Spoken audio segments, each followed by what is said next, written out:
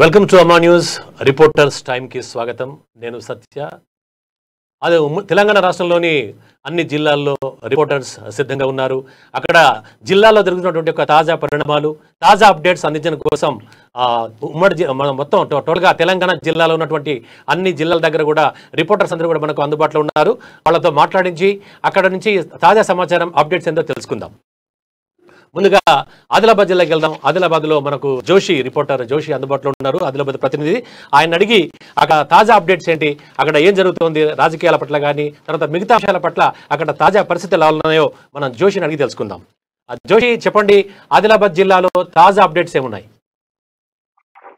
Right సత్య, ఆదిలాబాద్ కు సంబంధించి ఈ రోజు అంటే జిల్లాకు సంబంధించినటువంటి వార్తల్లో ముఖ్యమైనటువంటి అంశం చూసినట్లయితే ఇక్కడ బేలా మండలంలోని ఆదిలాబాద్ జిల్లా బేలా మండలంలోని కొగ్దూర్ గ్రామంలో గ్రామస్తులందరూ స్వచ్ఛందంగా వారికి వారుగా ఇక్కడ ఇసుక తరలింపును అడ్డుకొని ఆ యొక్క ఇసుకకు సంబంధించినటువంటి ట్రాక్టర్లను పట్టుకుని గ్రామ పంచాయతీలో వాటిని నిలిపివేసినటువంటి విషయం మనకు ఇక్కడ ప్రముఖంగా తెలుస్తుంది. ఇది మాజీ మంత్రి ప్రస్తుత ఎమ్మెల్యే జోగు రామానికి సంబంధించి జైనత్ బేలా మండలాల్లో పూర్తిగా పట్టున్నటువంటి ప్రాంతంగా పేర్కొంటూ ఉంటారు. అయితే అక్కడ జరిగేటటువంటి ఇదంతా కూడా పెనుగంగా పరివాహక ప్రాంతం మండలాలు ఇవి కూడా.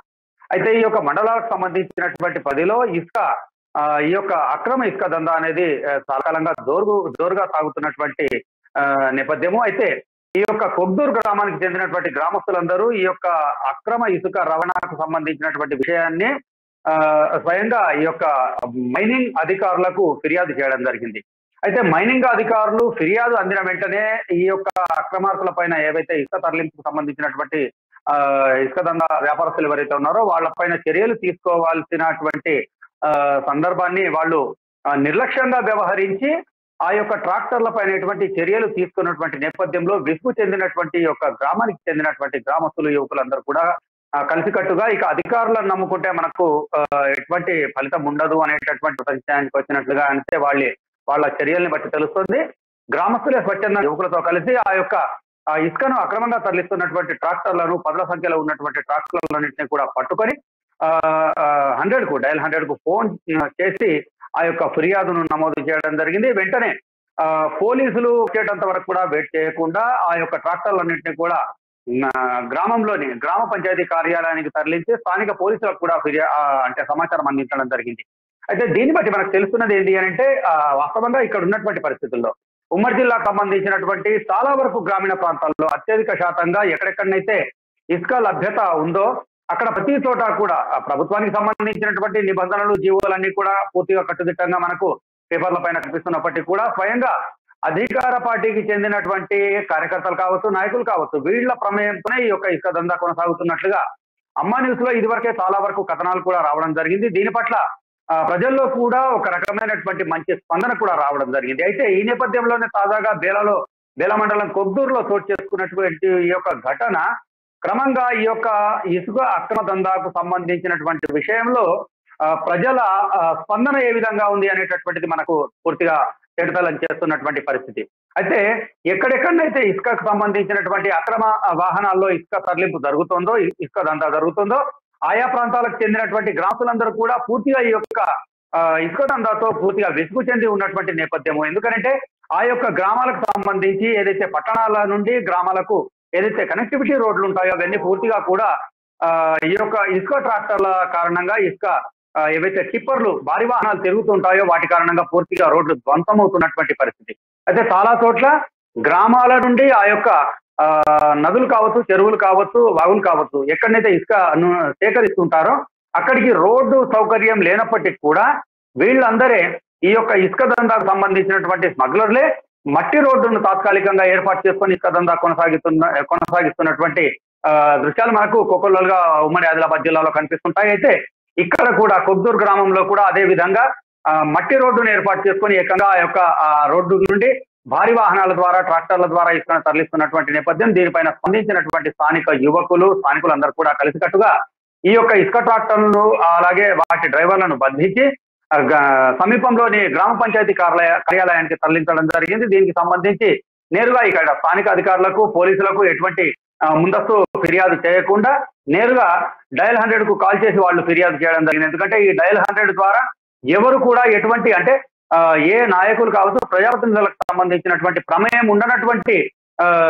ఈ యొక్క డయల్ 100 అనేటటువంటి అభిప్రాయం నేపథ్యంలో నేరుగా ఇది పోలీస్ కంట్రోల్ రూమ్ కు ఫిర్యాదు వెళ్తుందన్నటువంటి నమ్మకంతో డయల్ 100 కు కాల్ చేసి ఫిర్యాదు చేయడం జరిగింది. అయితే ప్రస్తుతానికైతే అక్కడికి స్థానిక పోలీసులు చేరుకున్నారు, కానీ దీనికి సంబంధించి ఎటువంటి ఇంకా తదుపరి సమాచారం అయితే ఇంకా బయటకు రావట్లేదు. అలాగే గత నెల క్రితమే దీనికి సంబంధించి మైనింగ్ అధికారులకు ఫిర్యాదు గ్రామస్తులు చేసినప్పటికీ కూడా ఇంతవరకు ఎందుకు వాళ్లపైన చర్యలు తీసుకోలేదు మైనింగ్ అధికారులు అనేటటువంటి ప్రశ్న ఒకటి ఉత్పన్నమవుతుంది. అయితే ఈ యొక్క కొగ్దూరు గ్రామానికి సంబంధించినటువంటి ఈ సంఘటన ఒకవేళ మిగతా మండలాలు గ్రామాలకు ఇదే క్రమంలో పాకినట్లయితే రాబోయే రోజుల్లో ఇది పూర్తిగా అంటే అధికార పార్టీకి సంబంధించినటువంటి వాళ్ళ ప్రమేయంతోనే కన్సర్న్లలోనే ఈ యొక్క ఇదంతా సాగుతుందా, దీనికి అధికారులు ఎవరెవరు వత్తాసు పలుకుతున్నారు, ఎవరెవరి ప్రమేయంతో ఇది జరుగుతుంది అనేటటువంటి విషయాలు కూడా పూర్తిగా బయటకు స్పష్టంగా తెచ్చేటటువంటి అవకాశాలు అయితే ఉన్నాయి. ప్రస్తుతానికైతే ఆ ట్రాక్టర్లన్నింటినీ కూడా బంధించి ఉంచారు కొగ్దూరు గ్రామస్తులు.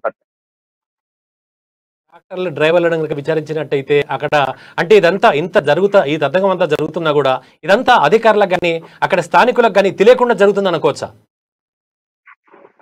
ఖచ్చితంగా ఇది తెలియకుండా జరుగుతుంది అనేటటువంటి విషయాన్ని అయితే మనము పూర్తిగా పొరపాటుగా భావించాల్సినటువంటి అవసరం ఉంటుంది. ఎందుకంటే వాస్తవంగా ఇప్పుడున్నటువంటి పరిస్థితుల్లో పూర్తిగా అంటే ప్రభుత్వ శాఖలు ఏవైనప్పటికీ కూడా అధికార పార్టీకి సంబంధించినటువంటి శాసనసభ్యులు కావచ్చు, వాళ్ళకి సంబంధించినటువంటి ఆ పార్టీకి సంబంధించినటువంటి ప్రజాప్రతినిధులు కావచ్చు, వారి ఆధిపత్యం పూర్తిగా మండల గ్రామీణ స్థాయి నుండి రాష్ట్ర స్థాయి వరకు పూర్తిగా ఆధిపత్యం ఉన్నటువంటి నేపథ్యము. ఆదిలాబాద్ నియోజకవర్గం కూడా దానికి మినహాయింపు ఏం కాదు. ఇక్కడ మాజీ మంత్రిగా ఉన్నటువంటి ప్రస్తుత శాసనసభ్యుడు జోగు రామన్న పూర్తిగా ఇక్కడ ప్రభుత్వ శాఖలకు సంబంధించినటువంటి ప్రతి విషయంలో కూడా ఆయన జోక్యం ఉంటుంది అనేటటువంటి ఇక్కడ ఆరోపణలు అయితే ఉన్నాయి. ఆరోపణలు అనవచ్చు, విమర్శలు అనవచ్చు. అయితే ప్రస్తుతం జరుగుతున్నటువంటి ఈ యొక్క ఇసుక దందాకు సంబంధించి కూడా ఆయనకు సమాచారం ఉంది అంటే లేదు అనడానికి అయితే మనకు ఎటువంటి ఆధారాలు అయితే లభించడం లేదు, అట్లా భావించడానికి కూడా వీల్లేదు. అయితే ప్రస్తుతం కొగ్దూరు గ్రామానికి సంబంధించినటువంటి పరిస్థితుల్ని చూసినట్లయితే రాబోయే రోజుల్లో తనకు రాజకీయంగా ఇబ్బందులు ఏర్పడకుండా ఉండేందుకు అవసరమైనటువంటి చర్యలు తీసుకోవడానికే ఈ యొక్క విషయాన్ని ఇంకా బయటకు వెళ్లించకుండా గోప్యంగా ఉంచారా, లేకపోతే తదుపరి అంటే రేపటి వరకు దీన్ని వేచి చూసేటటువంటి ధోరణి అవలంబిస్తున్నారా అనేటటువంటిది ఇటు ఒకవైపు అయితే, ఈ యొక్క వేచి చూసేటటువంటి ధోరణిని ఆ యొక్క కొగ్దూరు గ్రామానికి సంబంధించినటువంటి స్థానికులు ఏ విధంగా దీనిని స్పందిస్తారు అనేటటువంటిది కూడా కొంత ఉత్కంఠగాను ఆసక్తికరంగాను మారినటువంటి పరిస్థితి. ఒకవేళ ఇక్కడి స్థానిక బేలాకు సంబంధించినటువంటి స్థానిక పోలీసులు కావచ్చు, మైనింగ్ అధికారులు కావచ్చు, దీనిపైన నిమ్మకు నీరెత్తినట్లు అంటే నిర్లక్ష్యంగా వ్యవహరించేటటువంటి నేపథ్యంలో వాళ్ళు దీనిపైన తీవ్రంగా స్పందించేటటువంటి పరిస్థితులు కనుక తలెత్తితే వీళ్ళ చైతన్యాన్ని దృష్టిలో పెట్టుకొని వేరే గ్రామాలకు సంబంధించినటువంటి గ్రామస్తులు కూడా చైతన్యవంతం అయ్యేటటువంటి అవకాశాలను కూడా మనం తోసిపుచ్చలేము. Thank you Joshi, thank you for latest updates. తర్వాత మనం నల్గొండ జిల్లాకి వెళ్దాం. నల్గొండలో తాజా పరిస్థితులు, తాజా అప్డేట్స్ అందించడానికి మనకు నల్గొండ ప్రతినిధి కిరణ్ అందుబాటులో ఉన్నారు. కిరణ్, చెప్పండి, నల్గొండ జిల్లాలో తాజా అప్డేట్స్ ఏమిటి, ఎలా ఉన్నాయి?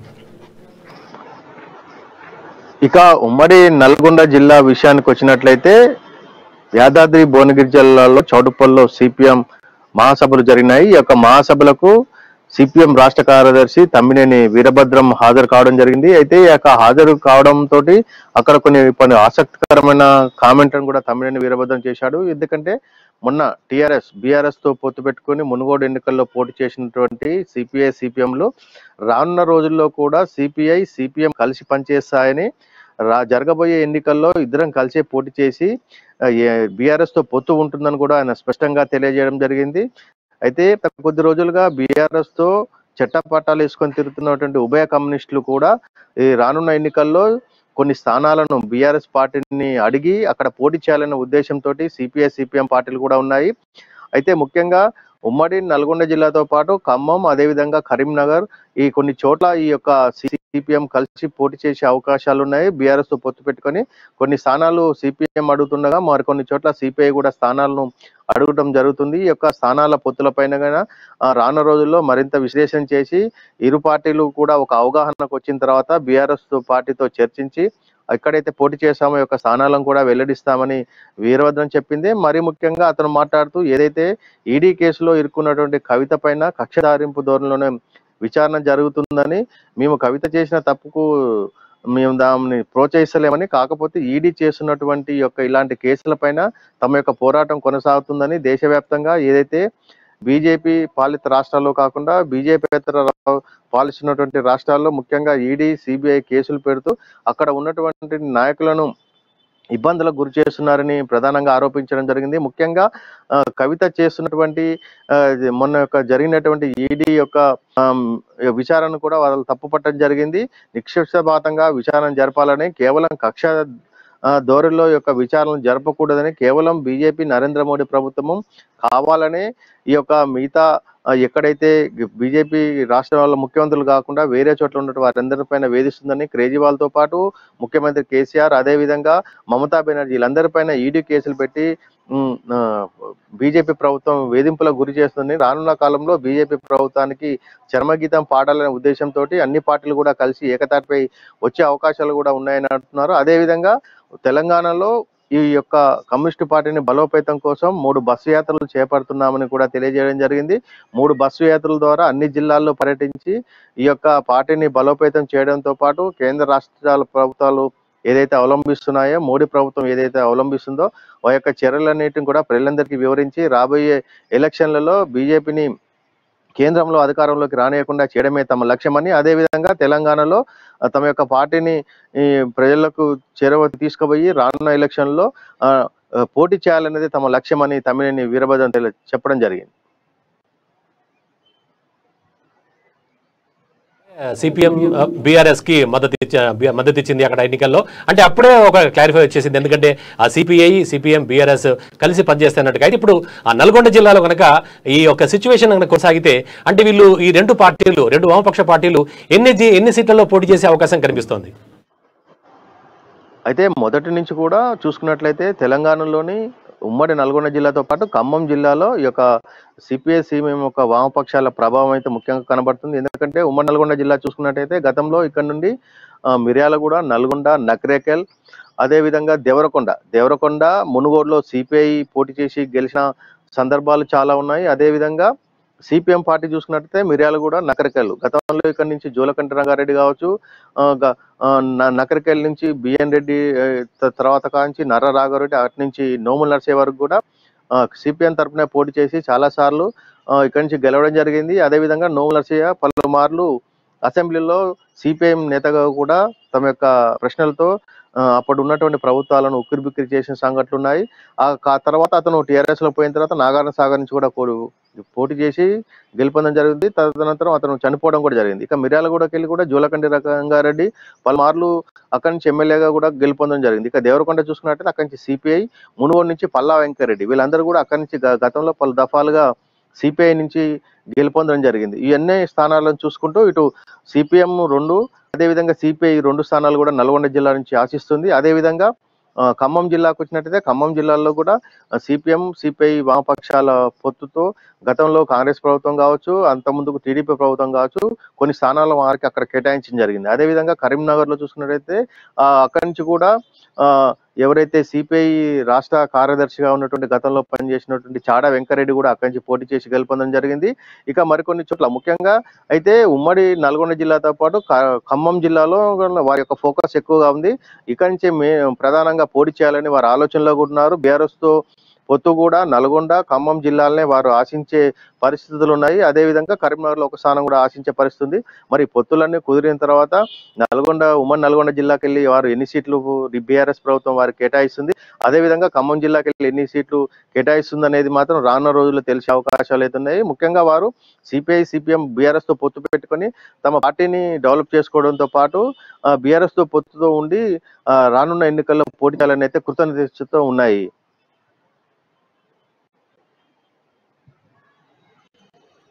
థ్యాంక్ యూ సత్య. ఇప్పుడు మనం నల్గొండ జిల్లా మనం ఇప్పుడు కరీంనగర్ జిల్లాకు వెళ్దాం. కరీంనగర్ జిల్లాలో మన ప్రతినిధి లైవ్లో ఉన్నారు. అంటే ఎమ్మెల్సీ కవిత ఏదైతే లిక్కర్ స్కామ్లో 2 రోజుల క్రితం ఈడీ విచారణ ఎదుర్కొని వచ్చారో ఆ తర్వాత వారు నిన్న బర్త్డే సెలబ్రేషన్స్ పుట్టినరోజు వేడుకలు ఘనంగా నిర్వహించుకున్నారు. రాష్ట్ర వ్యాప్తంగా కాకుండా దేశవ్యాప్తంగా విదేశాలలో కూడా కవితకు మద్దతుగా కవిత పుట్టినరోజు వేడుకలు ఘనంగా జరిగాయి. అయితే ఇప్పుడు తాజాగా ఏంటంటే ఎవరికి చెప్పకుండా కవిత హుటాహుటిన కొండగట్టు అంజన్న దేవాలయానికి వెళ్ళారు. అక్కడ పూజలు నిర్వహించి ప్రత్యేక పూజలు నిర్వహించి వచ్చారు. అంటే గతంలో చాలాసార్లు అక్కడికి వెళ్ళి హనుమాన్ చాలీసా వీటికి సంబంధించి కవిత కార్యక్రమాలు నిర్వహించినప్పుడు అక్కడ ఉన్నటువంటి శ్రేణులకు కానీ రాష్ట్ర వ్యాప్త శ్రేణులు కూడా తరలి వెళ్ళి ముందుగానే ఘనంగా ఏర్పాటు చేయడము, ఆవిడ ఘనంగా స్వాగతం పలకడం పార్టీ తరఫున, ఆ తర్వాత దేవాలయంలో కూడా పూజ జరిపినాం. కానీ ఈ దఫా అంటే ఈసారి అంటే ఈడీ విచారణ వెళ్ళి వచ్చిన తర్వాత ఆ కవిత ఎవరికి చెప్పకుండా రహస్యంగా అని కాకుండా అధికారికంగా ఎవరికి చెప్పకుండా పార్టీ శ్రేణులకు చెప్పకుండా కొండగట్టుకు వెళ్ళారు. దీనికి సంబంధించినటువంటి అసలు ఏంటి స్థానికంగా ఏం జరుగుతుంది ఒకసారి చెప్పండి శ్రీకాంత్.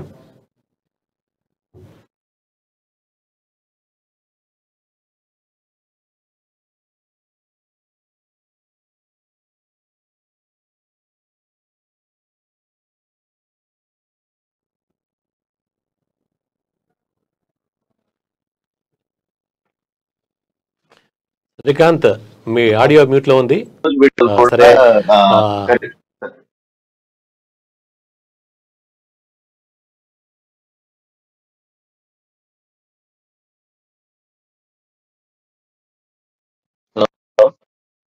శ్రీకాంత్ మాట్లాడండి. హలో శ్రీకాంత్. 100 కోట్ల ముడుపుల ఏదైతే ఆమ్ ఆద్మీ పార్టీ కేజ్రీవాల్ సర్కార్ కి 100 కోట్లు బెనిఫిట్ అయ్యేలా లిక్కర్ పాలసీలో ప్రధానంగా ఆరోపణలు ఎదుర్కొంటున్న కవిత, ఎమ్మెల్సీ కవిత ముఖ్యమంత్రి కూతురు నిన్న పుట్టినరోజు కరీంనగర్ జిల్లాలో జరుపుకున్నట్టుగా సమాచారం. అయితే ఈ రోజు ఉదయం మంగళవారము ఈ రోజు అంటే కవితకి కొండగట్టు దేవస్థానంతో ప్రత్యేక అనుబంధం ఉందని చెప్పుకోవచ్చు. గతంలో కూడా హనుమాన్ చాలీసా పారాయణం ఒక వారం రోజులు పెద్ద ఎత్తున హనుమాన్ చాలీసా పారాయణం కార్యక్రమం చేపట్టి హనుమాన్ మాలధార భక్తులతో ప్రత్యేకంగా వారితో వారం రోజుల పాటు హనుమాన్ చాలీసా పారాయణం చేసినట్లు కూడా మనకు గతంలో జరిగిన విషయమే. అయితే ఈ రోజు ఉదయం మంగళవారము పుట్టినరోజు వేడుకలు కరీంనగర్ జిల్లాలో తన అమ్మమ్మ వాళ్ళ ఊరు ఏదైతే కరీంనగర్ జిల్లాకు చెందిన అమ్మమ్మ వాళ్ళ ఊరు కుటుంబ సభ్యుల మధ్య ఆడంబరాలు కాకుండా నిరాడంబరంగా ఓన్లీ కుటుంబ సభ్యుల మధ్య పుట్టినరోజు వేడుకలు జరుపుకున్న అనంతరం ఈ రోజు అధికారులకు ఎవరికి అంటే భద్రతా పరంగా కానీ ఎవరికి కానీ సమాచారం లేకుండా కేవలం స్థానిక పోలీసులు ఎస్ఐ లాంటి వాళ్ళతో మాత్రం కొండగట్టు దర్శనానికి వచ్చారు. ఆలయ సిబ్బంది కూడా ప్రత్యేక పూజలు నిర్వహించి ఆశీర్వాదం ఇచ్చారు. అయితే ఇది స్థానిక మీడియా కానీ ఇంకా ఎవరికి కూడా సమాచారం లేకపోవడంతో అంటే రేపు ఈడీ విచారణ ఎదుర్కొనున్న సమయంలో తను కొండగట్టు ప్రత్యేక పూజలు నిర్వహించడం ఒక విచారణ అంటే ఒక ప్రత్యేకంగా పూజ అంటే ఎవరికి చెప్పకుండా వచ్చి అంటే ఇన్ఫర్మేషన్ లేకుండా పూజలు చేయడం ఒక ప్రాధాన్యత సంచరించింది Krishnamurthy. Okay, thank you Srikanth, thank you for updates. ఇక మనం నెక్స్ట్ ఖమ్మం జిల్లాకి వెళ్దాం. ఆ ఖమ్మం జిల్లాలో ఆ ప్రభుత్వ ఉద్యోగులకు ఇప్పటికీ అంటే దాదాపుగా 2 వారాలు గడిచి అంటే ఈరోజు 14వ తారీఖు వచ్చినప్పటికి కూడా ఇంకా ప్రభుత్వ ఉద్యోగులకు వేతనాలు అందట్లేదని చెప్పేసి చెప్తున్నారు. అయితే ఉద్యోగులే కాకుండా అటు పెన్షనర్లు కూడా ఆ జీతాల లెక్క ఆ వేతనాలు రాక ఇబ్బంది పడుతున్నటువంటి ఒక పరిస్థితి ఖమ్మం జిల్లాలో కనబడుతోంది. ఇదే విషయంపై మనకు మరింత సమాచారం అందించేందుకు మనకు గోవింద్ అందుబాటులో ఉన్నాడు. ఆ గోవింద్, చెప్పండి, అక్కడ ఖమ్మం జిల్లాలో ఈ ఉద్యోగులు పెన్షనర్ల పరిస్థితి ఏంటి? ఎందుకు వాళ్ళకు అంటే ఎప్పటి నుంచి వేతనాలు రావట్లేదు? ఈ వేతనాల కోసం వాళ్ళ ఎదురుచూపులు ఎలా ఉన్నాయి?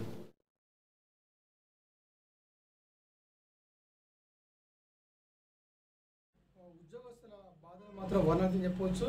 గత కొన్ని సంవత్సరాల నుంచి కూడా ఈ వేతనాల విషయంలో మాత్రం లేటుగా రావడంతో మాత్రం ఇటు పెన్షన్దారులు కానీ ఉద్యోగస్తులు కానీ టీచర్స్ కానీ ఆవేదన తీసుకునే పరిస్థితి కనిపిస్తుంది. ప్రధానంగా చూసినట్టయితే తెలంగాణ రాష్ట్రం ఏదైతే అన్ని రాష్ట్రాల్లో తెలంగాణ చాలా గొప్పదని, తెలంగాణ రాష్ట్రంలో ధనిక రాష్ట్రం అని చెప్పి ఒకవైపు ముఖ్యమంత్రి కేసీఆర్ చెప్తున్నప్పుడు కూడా ఈ ఉద్యోగస్తుల విషయంలో మాత్రం తీవ్ర ఆందోళన చెందుతున్న పరిస్థితి కనిపిస్తుంది. ఎందుకంటే ప్రధానంగా చూసినట్టయితే పెన్షనర్స్ కానివ్వండి, అదేవిధంగా ఉద్యోగస్తులు కానివ్వండి, అదేవిధంగా టీచర్స్ కానివ్వండి, ఇలా అనేక మంది ఉద్యోగస్తులకి ప్రతిసారి కూడా 1వ తారీఖు నుంచి 2 తారీఖుల్లో జీతాలు పడుతూ ఉండే. కానీ ఈసారి మాత్రం చూసినట్టయితే దాదాపు ఉద్యోగాల విషయం మాత్రం జీతాలు లేక మాత్రం అనేక ఇబ్బందులు నెలకొల్సిన పరిస్థితి నెలకొన్నది. ప్రధానంగా 1వ తారీఖు 2వ తారీఖు వచ్చే టైంలో వచ్చే జీతాలు కూడా ఈసారి 10వ తారీఖు వరకు 11, 12 తారీఖు వరకు రాకపోవడంతో కూడా తీవ్ర ఇబ్బంది పడుతున్న పరిస్థితి నెలకొన్నది. అయితే ప్రతిసారి కూడా జీతాలు తొందరగా వస్తున్న నేపథ్యంలో మాత్రం ఇటు ఇంట్లో అవసరాలకు కానివ్వండి, అదేవిధంగా కరెంటు బిల్లు కానివ్వండి, చిట్లకు కానివ్వండి, ఇలా అనేక ఇంట్లో ఫైనాన్స్ విషయంలో కానీ ఇలా అనేక డబ్బులు కట్టాల్సిన పరిస్థితుల్లో జీతం వచ్చిన నేపథ్యంలో అవి సరిపెట్టుకునే పరిస్థితి. కానీ ఈసారి మాత్రం లేట్గా రావడంతో మాత్రం ఇటు ఉద్యోగస్తులు మాత్రం తీవ్ర ఆందోళన చెందుతున్న పరిస్థితి. ప్రధానంగా చూసుకుంటే ఖమ్మం జిల్లా చూసుకుంటే దాదాపు 28,000 ఉద్యోగస్తులు ఉన్నారు. 28,000 ఉద్యోగస్తుల నేపథ్యంలో మాత్రం వాళ్ళకి ప్రతిసారి కూడా లేటు రావడంతో మాత్రం అనేక ఇబ్బందులు ఎదుర్కోవాల్సిన పరిస్థితి కనిపిస్తపోవచ్చు. ప్రధానంగా చూసుకుంటే 28,000 చూసుకుంటే మాత్రం 12,000 మంది ఉపాధ్యాయులు, అదేవిధంగా 9,000 మంది ఉద్యోగులు, అదేవిధంగా 7,000 మంది పెన్షన్దారులు ఉన్నారన్నమాట. మొత్తం 28,000 ఉద్యోగస్తులు ఉన్నప్పుడు కూడా వారికి నెలసరి సమయానికి రాకపోవడంతో మాత్రం ఇటు వాళ్ళు అనేక పరిస్థితులు ఇబ్బందులు ఎదుర్కోవాల్సిన పరిస్థితి నెలకొన్నది. అయితే దీనికి సంబంధించి కూడా పైన ఉద్యోగాలు అడుగుతుంటే మాత్రం వాళ్ళు మాత్రం ప్రతి జిల్లాలో మాత్రం అన్ని చోట్ల కూడా పడుతున్నాయి. ఖమ్మం జిల్లాలో మాత్రం వచ్చే లేట్ అవుతుందని చెప్పి ఈ ఉద్యోగ సంఘాలు చెప్తున్న పరిస్థితి కనిపిస్తుంది. అంటే ఎందుకు లేట్ అవుతుందని చెప్తే మాత్రం వస్తాయని చెప్పి వాళ్ళు పదే చెప్పడంతో మాత్రం ఇటు పెన్షన్దారులు మాత్రం లబోదిబోమంటున్న పరిస్థితి కనిపిస్తుంది. జిల్లాలో చూసుకున్నట్లయితే ఇప్పటి వరకు 2-3 తారీఖుల్లో 1వ తారీఖు వచ్చే జీతాలు 12, 13 ఆదివారం రోజు కూడా రాకపోవడంతో ఇటు ఖర్చులు ఎక్కువైనాయి. అదేవిధంగా కాలేజీకి వెళ్ళాల్సిన పరిస్థితుల్లో, స్కూల్కి వెళ్ళాల్సిన ఫీజు విషయంలో కానీ, సర్టిఫికేట్ల విషయంలో కానీ డబ్బులు ఇవ్వడంలో మాత్రం ఈ డబ్బులు అందకపోవడంతో అనేక ఇబ్బందులు పడుతున్న పరిస్థితి కనిపిస్తుంది. ప్రధానంగా ఏదైతే దేవాదాయ శాఖలో రిటైర్ అయిన ఉద్యోగస్తులు కూడా నెలసరి 30,000 వస్తున్న నేపథ్యంలో మాత్రం ఈ ఖర్చులు వెళ్ళక, అదేవిధంగా బ్యాంకులో ఉన్న కొద్ది గొప్ప డబ్బులు ఉండే ఆ డబ్బులు కూడా కట్టుకోవడంతో వాళ్ళు అనేక ఇబ్బందులు పడుతున్న పరిస్థితి నెలకొన్నది. అయితే ఇప్పటికైనా సరే రాష్ట్ర ప్రభుత్వం కళ్ళు తెరిచి తప్పనిసరిగా పెన్షన్దారులకు కానీ, అదే ఉద్యోగస్తులకు కానీ తొందరగా వేయాలని చెప్తారు. ఎందుకంటే అన్ని శాఖలకి ప్రభుత్వం నెంబర్ 1 అని చెప్పుకున్నప్పుడు కూడా ఈ పెన్షన్దారులు ఉద్యోగస్తులు మాత్రం ఎందుకు ఆలస్యం చేసినప్పి వివిధ సంఘాలు కూడా ఆరోపిస్తున్న పరిస్థితి. ప్రధానంగా ఉద్యోగస్తులు రిటైర్ అయిన మాత్రం ఆవేదన వ్యక్తిస్తున్న పరిస్థితి కనిపిస్తుంది. ఇప్పుడు అదే మనకు అంటే తెలంగాణ రాష్ట్రంలోని ప్రతి జిల్లాలో కూడా ఇదే పరిస్థితి కనబడుతుంది. ఎందుకంటే ఆ బడ్జెట్లో లోటు వల్ల ఆ విడుదల వారీగా వేతనాలు ఇస్తున్నట్టుగా మనకు తెలుస్తుంది. అంటే కేవలం ఒక డిపార్ట్మెంట్ అని ఉందా, లేదా మొత్తం ఓవరాల్ గా ఉన్నటువంటి ప్రభుత్వ ఉద్యోగులందరూ కూడా ఇప్పటి వరకు, అంటే 1వ తారీఖు నుంచి ఇప్పటి వరకు అంటే విడుదల వారికి కూడా వేతనం అందలేదా? ప్రతి ఉద్యోగి కూడా ఇంతవరకు విడుదల వారికి అందడం చెప్పవచ్చు. ఎందుకంటే గతంలో టయానికి ఇచ్చేది 1వ తారీఖు 30వ తారీఖు వచ్చే, కానీ ఈసారి మనం చూసినట్టయితే గత కొన్ని నెలల నుంచి కూడా ఈ టైంకి రాకపోవడం చెప్పవచ్చు. 10వ తారీఖు పడాల్సిన 10వ తారీఖు పడుతున్నాయి. అదేవిధంగా 11, 12 వరకు కూడా పడాల్సిన డబ్బులు కూడా పడేటప్పుడు కూడా వ్యక్తించిన పరిస్థితి కనిపిస్తుంది. అంటే ఉద్యోగస్తులు ప్రతి నెల పనులు చేసుకొని టైంకి వెళ్ళిన నేపథ్యంలో మాత్రం ఈసారి ఉద్యోగస్తుల విషయంలో మాత్రం ప్రభుత్వం నిర్లక్ష్యం వేస్తుంది. వేతనాలు ఇవ్వటం వల్ల మాత్రం ఆలస్యంగా వస్తున్న పరిస్థితి కనిపిస్తుంది చెప్పవచ్చు.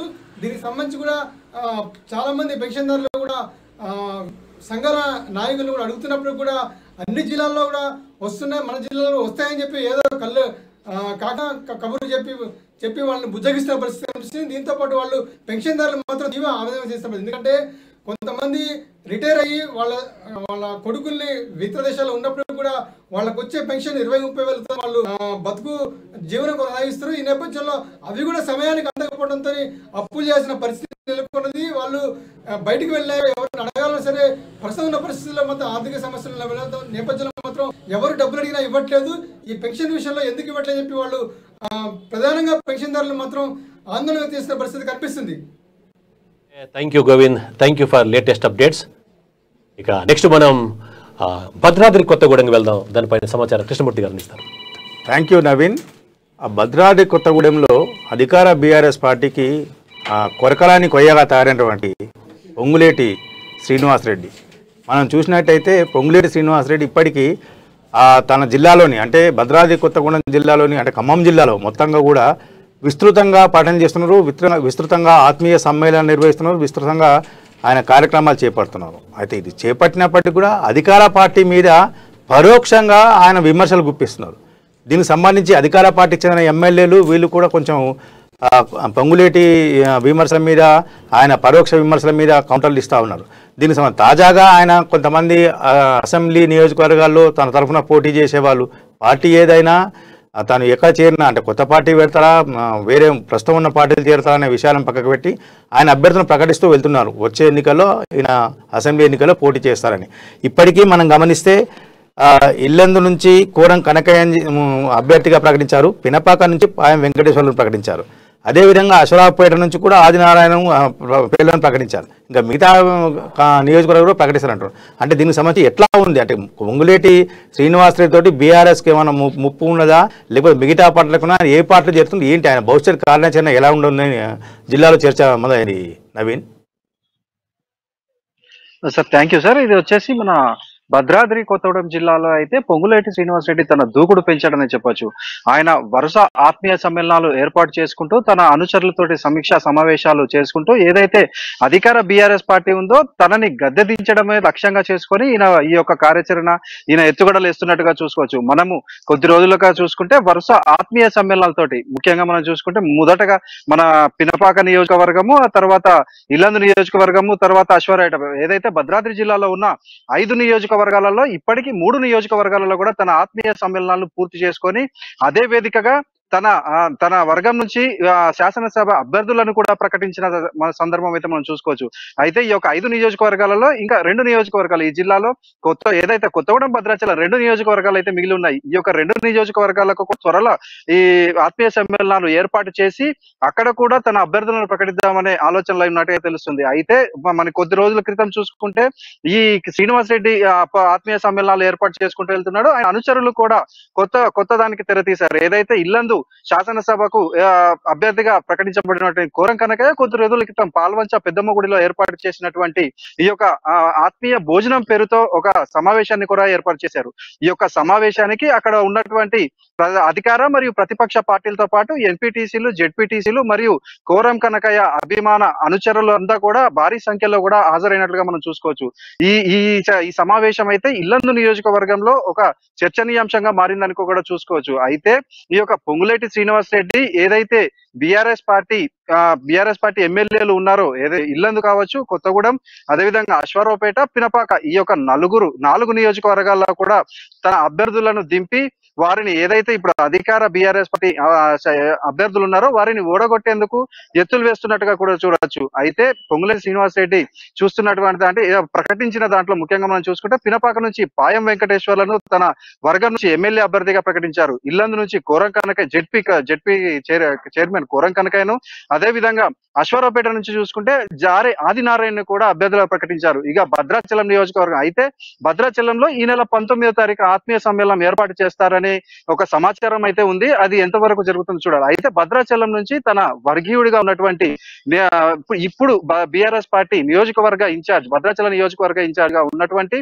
ఎవరైతే ఈ తెల్లం వెంకట్రావుని ఆయన భద్రాచలం అభ్యర్థిగా కూడా ప్రకటిస్తారని తెలుస్తుంది. అదే విధంగా కొత్తగూడెం నుంచి అయితే పొంగులేటి శ్రీనివాసరెడ్డి పోటీ చేస్తారని, ఒకవేళ తను పోటీ చేయని పక్షంలో తన ముఖ్య అనుచరుడైన టీబీజీకేఎస్ నేత ఊకంటి గోపాలరావుని కూడా కొత్తగూడెం నుంచి బరిలోకి దింపే ఆలోచన అయితే ఉన్నట్లుగా తెలుస్తుంది.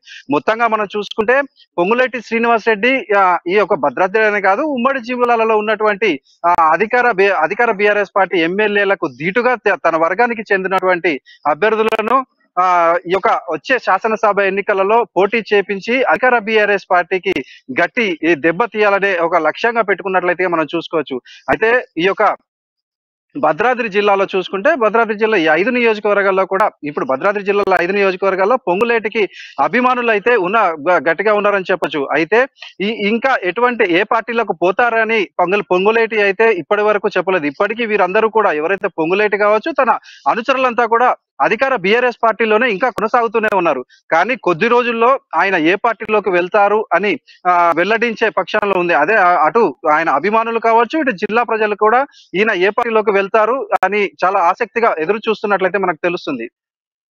అంటే నవీన్, అక్కడ ఇప్పుడు ఇది అంటే ఈయన పొంగులేటి శ్రీనివాసరెడ్డి యొక్క ప్రభావం అంటే బీఆర్ఎస్ దెబ్బతీయాలనేటువంటిది అక్కడ అంటే ప్రత్యేక ఎఫెక్ట్ చూపే అవకాశం ఏమైనా కనబడుతుందా?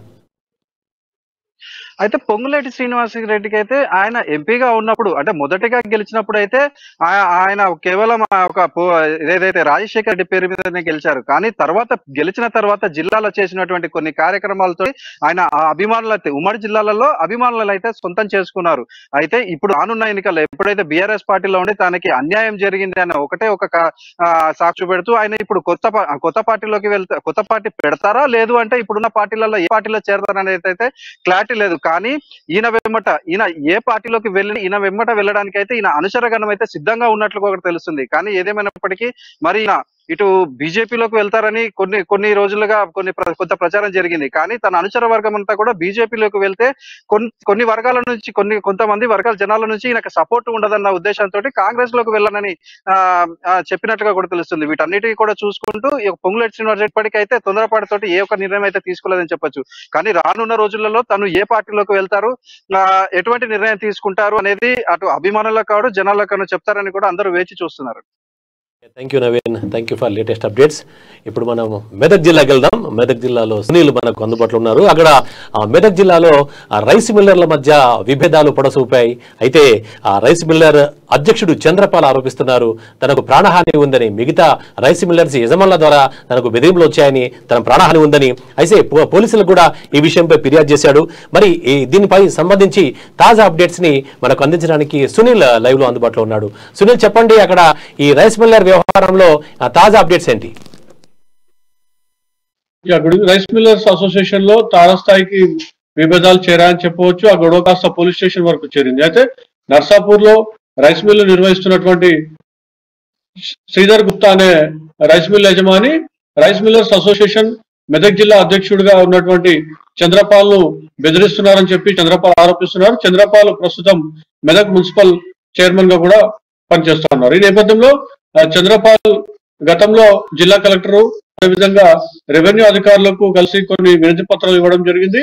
అయితే రైతుల నుంచి సేకరిస్తున్న వరి ధాన్యం ఉంటుందో దానికి సంబంధించి సివిల్ సప్లై కార్పొరేషన్ కూడా కొంత ధాన్యాన్ని బియ్యాన్ని ఇవ్వాల్సిన పరిస్థితి ఉంటుంది. ఈ నేపథ్యంలో నర్సాపూర్ లో రైస్ మిల్ నిర్వహిస్తున్నటువంటి శ్రీధర్ గుప్తా నిబంధనలకు విరుద్ధంగా వ్యవహరిస్తున్నాడు. ఈ అంశంపై చర్యలు తీసుకోవాల్సిందిగా ఫిర్యాదు చేశారు. ఈ నేపథ్యంలో అప్పటి నుంచి శ్రీధర్ గుప్తా తనను బెదిరిస్తున్నారని ఏకంగా ఫోన్ లో వాట్సాప్ మెసేజ్లు చేస్తా ఉన్నారు, చంపేస్తానని చెప్పి తన వద్ద ఉన్నటువంటి బీహార్ కూలీల చేత తన హత్యకైనా ప్లాన్ చేస్తున్నారని చెప్పి, మరోవైపు ఇందులో అధికారులను కూడా తనకు అడ్డొస్తున్న అధికారులను కూడా చంపేస్తానని బెదిరిస్తున్నారని తాను చంద్రపాల్ పోలీస్ స్టేషన్ లో ఫిర్యాదు చేయడం జరిగింది. మరోవైపు ఇదే అంశంపై కలెక్టర్ కలిసి కూడా ఆయన ఫిర్యాదు చేయడం జరిగింది. తనకు రక్షణ కల్పించాల్సిందిగా కూడా ఆయన చెప్తా ఉన్నారు. మరోవైపు చంద్రపాల్ కి సంఘీభావంగా జిల్లాలో ఉన్న రైస్ మిల్లర్స్ కూడా ఆయనకు సంఘీభావంగా పోలీస్ స్టేషన్ వద్దకు వచ్చారు.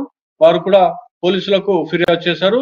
చంద్రపాల్ కు రక్షణ కల్పించాలని చెప్పి, మరోవైపు చంద్రపాల్ ను బెదిరిస్తున్నటువంటి శ్రీధర్ గుప్తాను అరెస్ట్ చేయాలని చెప్పి కూడా వారు డిమాండ్ చేస్తున్నారు. సునీల్, ఇతన్ని హత్య చేసేందుకు బీహారీ కూలీలకు సుపారీ కూడా ఇచ్చినట్టుగా ఆరోపణలు వినిపిస్తున్నాయి. దీనిపై మీ దగ్గర సమాచారం ఉంది? అయితే శ్రీధర్ గుప్తా కూడా దాదాపుగా నర్సాపూర్ లో 3 రైస్ మిల్లులను కూడా ఆయన లీజుకి తీసుకొని నడిపిస్తా ఉన్నారు. అయితే రైస్ మిల్లులో పనిచేసేందుకు కూడా బీహారీ కూలీలు ఉంటున్న పరిస్థితి ఉంటుంది. ఈ నేపథ్యంలో వారి చేతే తాను హత్య చేయిస్తానని చెప్పి తనకు వాట్సాప్ మెసేజ్లు పంపిస్తున్నారని చెప్పి, ఏకంగా వాయిస్ రికార్డ్స్ వీడియోస్ కూడా పంపిస్తున్నారని చెప్పి, ఈ అంశం మొత్తం జనవరి నెల నుంచి ఈ అసోసియేషన్ లో గొడవలు ప్రారంభమయ్యాయి. ఈ నేపథ్యంలో అప్పుడు సద్దుమణిగిన పరిస్థితి ఉంది. కానీ గత 2-3 రోజులుగా ఏవైతే వీడియోస్ వాట్సాప్ సందేశాలు పంపిస్తున్నారో ఆ నేపథ్యంలో ఒక్కసారిగా ఇష్యూ సీరియస్ అయిందని చెప్పవచ్చు. వీరు పోలీస్ స్టేషన్ కు వచ్చి ఒక్కసారిగా ఫిర్యాదు చేయడంతో ఈ అంశం మొత్తం జిల్లాలో చర్చనీయాంశంగా మారింది. మరోవైపు చంద్రపాల్ హత్యకు సంబంధించి హత్య చేసేందుకు సంబంధించి ఎలాంటి సుపారీ ఇవ్వకపోయినప్పటికీ శ్రీధర్ గుప్తా మాత్రం ఖచ్చితంగా తనకు అడ్డొస్తే మాత్రం అడ్డు తొలగిస్తానని చెప్పి బెదిరిస్తున్న నేపథ్యంలో వాళ్ళ పోలీసులకు ఫిర్యాదు చేశారు. Okay, thank you Naveen, thank you for latest updates. Thank you. మనం ఇప్పుడు మహబూబ్ నగర్ జిల్లాకు వెళ్దాం. అంటే వేసవి సమీపిస్తున్న నేపథ్యంలో గ్రామీణ ప్రాంతాల్లో నీటి ఎద్దడి కొంత మొదలైంది. మిషన్ భగీరథ ద్వారా రాష్ట్రంలోని అన్ని ప్రాంతాలకు రాష్ట్ర ప్రభుత్వం నీటి సరఫరాకు కొంత మెరుగుపరిచినప్పటికీ కొన్ని చోట్ల అంటే కొంత సాంకేతిక సమస్యలు కానీ లేదంటే పైప్ లైన్ పగిలిపోవడం వీటికి సంబంధించిన కొన్ని ఇబ్బందులు ఎదురవుతున్నాయి. ఇదే అంశం మీద మహబూబ్నగర్ జిల్లాలో నీటి ఎద్దడిని రానియకుండా ఉండాలి అనే ఉద్దేశంతో MLA Laxma Reddy, Jadcherla MLA Laxma Reddy mission Bhagiratha అధికారులతో సమావేశం నిర్వహించారు. అంటే ఈ సమావేశంలో ఉన్నతాధికారులు కూడా పాల్గొన్నారు. దీనికి సంబంధించి జిల్లాలో ఎక్కడెక్కడ నీటి సరఫరాకు అంతరాయం ఏర్పడుతుంది, నీటి సరఫరాను వేగవంతంగా పునరుద్ధరించాలి అంటే ఏం చేయాలి, ఎలాంటి చర్యలు తీసుకోవాలి, వీటిని ఎప్పటిలోగా పూర్తి చేశారు అనే విషయంలో అధికారులతో ఇదే అంశం మీద మన మహబూబ్నగర్ జిల్లా ప్రతినిధి ప్రదీప్ మనకు అందుబాటులో ఉన్నారు. చెప్పండి ప్రదీప్. అయితే ఉమ్మడి మహబూబ్నగర్ జిల్లాలో వేసవి సమీపిస్తున్న అంటే ఇప్పుడు వేసవి కాలం మొదలైంది కాబట్టి గత సంవత్సరం లాగా ఎక్కడా నీటి ఎద్దడి అంటే తాగునీటికి ప్రజలకు కానీ మున్సిపాలిటీలో ఉన్న పబ్లిక్ కానీ తర్వాత గ్రామాల్లో ఉన్న ప్రజలకు కానీ ఎటువంటి ఇబ్బందులు కలగకుండా చూసుకోవాలని స్థానిక ఎమ్మెల్యే జడ్చర్ల ఎమ్మెల్యే లక్ష్మారెడ్డి సమీక్ష సమావేశం నిర్వహించారు. జడ్చర్లలోని ప్రధానంగా పందిరిగుట్టపై ఏర్పాటు చేసిన మిషన్ భగీరథ సంబంధించి నీటి శుద్ధి కేంద్రాన్ని మొత్తం పరిశీలించారు. అయితే ఎంత నీటి నిల్వ ఉంటుంది, ఎప్పుడెప్పుడు నీళ్లు వస్తున్నాయి, ఏ విధంగా అధికారులు పనిచేస్తున్నారు అనేది పూర్తిగా ఇటు మిషన్ భగీరథ తర్వాత మిషన్ భగీరథ సంబంధించిన జిల్లా అధికారులతో పాటు నియోజకవర్గ ఇన్ఛార్జీలు తర్వాత మున్సిపల్ అధికారులు ఇద్దరిని తో సమన్వయం చేసుకుని నీటి ఎద్దడి ఎక్కడా కనిపించకుండా చేయాలని ఆదేశించారు. అయితే దీంతో పాటు అక్కడక్కడ గ్రామాల్లో కొంత మేర ఇంకా కొన్ని గ్రామాల్లో నల్లాలు పెట్టలేదని ఆ నల్లాలు ఇమ్మీడియట్లీ ఏర్పాటు చేసి మహిళలు రోడ్లపై రాకుండా చూడాలంటూ కూడా గట్టిగానే అధికారులకు ఆదేశించిన సందర్భం. అయితే గత సంవత్సరం ఇదే వేసవి మొదలైన క్రమంలో మహిళలు గ్రామాలకు సంబంధించిన వాళ్ళు కానీ మున్సిపాలిటీల్లో ఉన్న వాళ్ళు కానీ రోడ్లపైకి వచ్చి ఖాళీ బిందెలతో నిరసన తెలిపినటువంటి సందర్భం ఉంది. ఆ పరిస్థితి మళ్ళీ ఇప్పుడు రాకూడదంటూనే కొద్దిగా గట్టిగానే అధికారులకు ఆదేశాలు జారీ చేశారు. అయితే ఈ సందర్భంలోనే వేసవి మొదలైన క్రమంలో జడ్చర్ల పట్టణంలో ప్రధానంగా నిమ్మబావి గడ్డ తర్వాత పద్మావతి కాలనీ తర్వాత రాజీవ్ నగర్ కాలనీ వారు కొంత నిరసన తెలిపారు. అయితే ఇదే విషయంపై లక్ష్మారెడ్డి అధికారులపై కూడా కొంత ఆగ్రహం వెలిపించినట్టు మనకు తెలుస్తా ఉంది. అయితే ఈ వేసవి కాలంలో ప్రత్యేకంగా కొంత ఇప్పుడు మనం హైదరాబాద్ వెళ్దాం. శ్రీరామ్ మనకు టీఎస్పీఎస్ దగ్గర అందుబాటులో ఉన్నారు. అయితే ఈ నెల 5న జరిగిన పరీక్ష పేపర్ లీక్ సంబంధించి అక్కడ ఆందోళన నెలకొంది. దీనిపై మనకు శ్రీరామ్ తాజా అప్డేట్స్ అందిస్తారు. శ్రీరామ్ చెప్పండి, అక్కడ తెలంగాణ పబ్లిక్ సర్వీస్ కమిషన్ దగ్గర ఎలాంటి సిచ్యువేషన్ నెలకొంది? సార్, మనం చూసుకున్నట్లయితే టీఎస్పీఎస్సీ కార్యాలయం ఈరోజు విద్యార్థులకి తీవ్ర నష్టం జరిగిందని చెప్పుకోవచ్చు. అయితే గతంలో రాసినటువంటి ఏపీపీఎస్సీ గ్రూప్ 1 పరీక్ష కావచ్చు, మొన్న జరిగినటువంటి టౌన్ ప్లానింగ్ ఆఫీసర్ పరీక్షకు సంబంధించి ప్రవీణ్ కుమార్ అనే ఉద్యోగి, టీఎస్పీఎస్సీ ఉద్యోగి అక్కడ కార్యదర్శికి పిఏగా ఉండటం, అయితే ఆ కార్యాలయానికి సంబంధించి ఉద్యోగిగా ఉంటున్న సందర్భంలో ఉద్యోగులు అంటే అక్కడ ఉన్నటువంటి ఉద్యోగుల సహకారంతో నిరుద్యోగులని వలలు వేశారని చెప్పుకోవచ్చు. అయితే టీఎస్పీఎస్సీ ఈ లీక్ వ్యవహారానికి సంబంధించి ఇప్పటికే దాదాపు 13 మంది నిందితులను పోలీసులు కూడా నాంపల్లి కోర్టులో కొద్దిసేపటి క్రితమే వారిని అక్కడికి తీసుకెళ్లిన పరిస్థితి. ఓవరాల్గా ఏదైనప్పటికీ మనం చూసుకున్నట్లయితే ఈ టీఎస్పీఎస్సీ లీక్ వ్యవహారం ఏదైతే ఉందో జరిగినటువంటి పరీక్షకు సంబంధించి ప్రవీణ్ కుమార్కు గతంలో ఒక యువతితో పరిచయం ఏర్పడింది. ఆ వ్యవహారమే ప్రేమగా మారి ఆ యువతి కోసం ఆ పేపర్ను లీక్ చేసినట్లు మనకు తెలుస్తూ ఉంది. అయితే ఆ యువతికి సంబంధించినటువంటి బ్రదర్ ఎవరైతే ఉన్నారో ఆ బ్రదరు ఆ అమ్మాయితో దాదాపుగా 14 లక్షలకి డీల్ కుదుర్చుకోవడం జరిగింది. ఆ 14 లక్షల్లో భాగంగా ప్రవీణ్ కుమార్కు 10 లక్షలు, వాళ్ళ సిస్టర్కు 4 లక్షలకు ఈ ఒప్పందాన్ని కుదుర్చుకోవడం జరిగింది.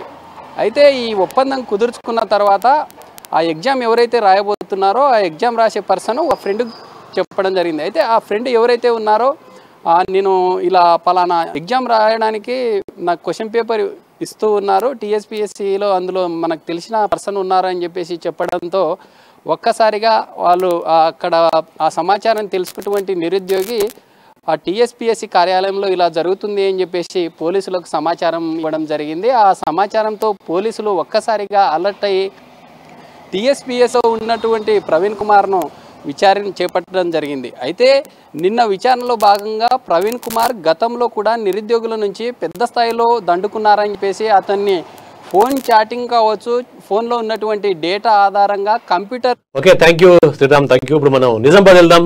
నిజామాబాద్ ఉమ్మడి నిజామాబాద్ జిల్లాలో హాస్య హాత్ జోడో యాత్రలో రేవంత్ రెడ్డి ముమ్మరంగా పర్యటిస్తున్నారు. మరి అక్కడ అతని పర్యటనకి ఎలాంటి స్పందన వస్తుంది, అక్కడ నుంచి గ్రామస్తులకు రేవంత్ రెడ్డి ఎలాంటి హామీలు ఇస్తున్నారో మనం తెలుసుకుందాం. శ్రీనివాస్ చెప్పండి, రేవంత్ రెడ్డి హాస్య హాత్ జోడో యాత్ర నిజామాబాద్ లో ఎలా కొనసాగుతోంది? అయితే మొత్తానికి నిజామాబాద్ జిల్లాలో కొనసాగుతున్నటువంటి ఏదైతే హాత్ హాత్ జోడో కార్యక్రమానికి సంబంధించి ఒకసారి చూసుకున్నట్టయితే గత 3 రోజులుగా టిపిసిసి అధ్యక్షుడు రేవంత్ రెడ్డి అయితే నిజామాబాద్ జిల్లాలో పర్యటిస్తున్నాడు. ఈ నేపథ్యంలో కూడా ఆయన మొదటగా అయితే ఏర్గట్ల గ్రామం నుంచి అయితే ఈ పాదయాత్ర కొనసాగుతున్న నేపథ్యం కనిపిస్తుంది. ఒకసారి వెనక్కి వెళ్ళి చూసుకున్నట్టే ఆ ఏర్గట్ల గ్రామానికి ఒక ప్రత్యేకత ఉందని చెప్పుకోవచ్చు. గతంలో 1983 సంవత్సరాన్ని చూసుకున్నట్టయితే ఆ ఎన్టీ రామారావు ఏదైతే టీడీపీ స్థాపించినటువంటి ఎన్టీ రామారావు అయితే అక్కడ నుంచి కూడా ఆయన పాదయాత్ర చేసిన నేపథ్యం కనిపిస్తుంది. అప్పుడు ఆయన అక్కడ పాదయాత్ర నెలకొన్న నేపథ్యంలోనే అక్కడ తర్వాత 6 నెలలకు గాను ఎలక్షన్స్ వచ్చినప్పుడు కూడా ఆయన విజయం సాధించిన నేపథ్యం కనిపిస్తుంది. మరోవైపు చూసుకున్నట్టయితే 1994లో వైఎస్ రాజశేఖర రెడ్డి కూడా అక్కడి నుంచే పాదయాత్ర కొనసాగించారు. అక్కడి నుంచి ఆయన పాదయాత్ర కొనసాగించిన నేపథ్యంలో కూడా తర్వాత కూడా ఆయన అనంతరం ఆ పాదయాత్రలో విజయం సాధించి కూడా కాంగ్రెస్ అధికారంలోకి వచ్చింది. ఈ నేపథ్యంలోనే కూడా ఏదైతే టిపిసిసి అధ్యక్షుడు రేవంత్ రెడ్డి కూడా ఎలాంటి మార్గాన్ని ఎంచుకున్నట్టుగా మనకు తెలుస్తా ఉంది. ఎందుకంటే గతంలో చూసుకున్నట్టు ఒక సెంటిమెంట్ పరంగా కూడా ఆ ఎర్గట్ల గ్రామం అయితే కలిసి వచ్చిన నేపథ్యంలో కూడా ఇప్పుడు కూడా అక్కడ నుంచి అయితే ఈ యాత్ర ప్రారంభించారని కూడా చెప్పిన పరిస్థితి కనిపిస్తా ఉంది. అయితే ఈ గతంలో చూసుకున్నట్లయితే ఏదైతే ఒక వైపు టీడీపీ కానివ్వండి, ఇంకో వైపు కాంగ్రెస్ రెండు కూడా పాదయాత్ర చేసిన నేపథ్యంలో కూడా రీసెంట్ గా అయితే 3 రోజుల వ్యవధిలో అయితే ఇక్కడ మనకు హాస్య హాత్ జోడో పాదయాత్ర కూడా ఇక్కడ నుంచే మొదలు కావడం కూడా ఒక విశిష్టత చోటు చేసుకుందని చెప్పొచ్చు. అయితే ఈ కార్యక్రమం భాగంగానే గత 3 రోజులుగా అయితే జిల్లా పర్యటన చేస్తున్నాడు రేవంత్ రెడ్డి. ఈ కార్యక్రమం భాగంగానే ఈ రోజు మంచిప్ప గ్రామంలో మంచిప్ప రిజర్వాయర్ కి అయితే ఆయన పర్యటించిన నేపథ్యం కనిపిస్తా ఉంది. అయితే జిల్లా వ్యాప్తంగా కూడా బాల్కొండ నియోజకవర్గంతో పాటు ఈ రోజు నిజామాబాద్ రూరల్ ప్రాంతంలో ఉన్నటువంటి మంచిప్ప రిజర్వాయర్ కి ఆయన వెళ్లిన నేపథ్యం కనిపిస్తుంది. ఒకసారి మంచిప్ప గురించి చూసుకున్నట్టయితే గతంలో రైతులైతే అక్కడ మంచిప్ప రీడిజైన్ చేసిన నేపథ్యంలో కూడా తమ భూములు పోతాయి. దాదాపు 9 తాండాలు 2 జీపీలు మొత్తానికి 11 గ్రామం సంబంధించినటువంటి భూములు పోతాయి, తమ ఆస్తులన్నీ పోతాయి, రీడిజైన్ మాకు అవసరం లేదని చెప్పేసి గతంలో ఒక నెల కింద కూడా పెద్ద ఎత్తున ఆందోళన చేసిన నేపథ్యం కనిపిస్తా ఉంది. ఈ నేపథ్యంలో కూడా అంటే గతంలో 1 సంవత్సరం కింద ఇట్లాంటి ఆందోళన చేసినా కూడా అది కొద్ది అప్పుడు నీళ్ళున్న నేపథ్యంలో కూడా అక్కడ రిజర్వాయర్ లో వాటర్ ఉండడంతో కూడా అది. Okay Srinivas, thank you for latest updates. ఇది ఈరోజు తెలంగాణలోని ఉమ్మడి 10 జిల్లాల్లో జరిగినటువంటి ఒక సంఘటనలపై, తాజా అప్డేట్స్ పై, తాజా పరిస్థితులపై మా రిపోర్టర్స్ అందించినటువంటి ఒక లేటెస్ట్ అప్డేట్స్. రేపటి రిపోర్టర్స్ టైంలో మళ్ళీ కలుద్దాం. మళ్ళీ మరికొన్ని తాజా అప్డేట్స్ మీకు అందించేందుకు రిపోర్టర్స్ టైం సిద్ధంగా ఉంటుంది. Thank you very much.